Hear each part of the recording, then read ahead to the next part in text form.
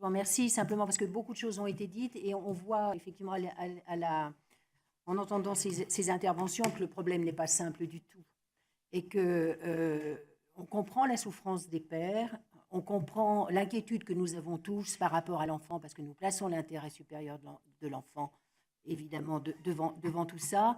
Moi, je voulais vous alerter là-dessus, c'est qu'on est en train de modifier quand même le Code civil. Et c'est pas rien que de modifier le Code civil par une proposition de loi dans une niche qui sera examinée effectivement à une heure tardive où il n'y aura pas grand monde, alors que c'est une question majeure. Moi, je vous rejoins là-dessus, c'est une question majeure. Nous avions tenté de travailler sur cette question dans la loi égalité femmes-hommes et nous nous en sommes repartis parce que nous avons considéré que la société n'était peut-être pas encore prête pour porter un texte comme ça. Vous savez que le droit vient souvent entériner des mesures qui sont déjà acceptées par la société. Donc moi, c'est surtout un problème de méthode qui me gêne dans ce dossier. Il n'y a pas d'étude d'impact. Donc on ne sait pas. Moi, je veux bien vous entendre quand vous me dites que c'est effectivement un problème qu'il faut absolument régler, mais j'ai des chiffres qui sont aussi tout à fait contraires de ceux que vous donnez. Donc on a des pédopsychiatres qui dénoncent cela. On a eu une conférence de consensus qui a dit qu'avant 6 ans, ça n'était pas bon le partage, la résidence partagée. Et moi, je ne suis pas une experte.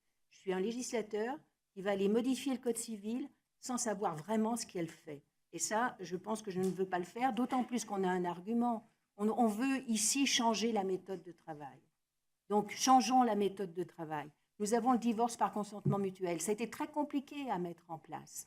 Ce divorce par consentement mutuel, il ne s'est pas encore développé, il n'est pas suffisamment approprié par les avocats. C'est le retour que j'en ai.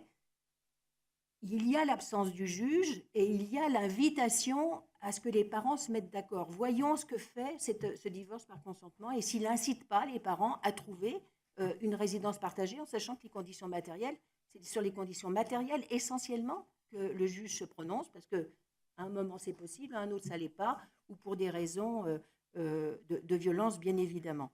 Alors moi je crois qu'on va agiter le chiffon rouge devant des mamans qui sont extrêmement inquiètes sans pour autant finalement s'assurer que l'enfant, dans l'intérêt supérieur que l'on doit préserver, est bien là. Et puis, dernier point, vous dites que ça ne chamboule pas le travail du juge. Moi, je pense que ça le change complètement, parce que inverser la charge de la preuve, il n'y a pas plus grand revirement de jurisprudence. Et ce qui me gêne, si vous voulez, par rapport à un juge de l'application des peines, c'est que vous allez lui demander d'exclure un parent.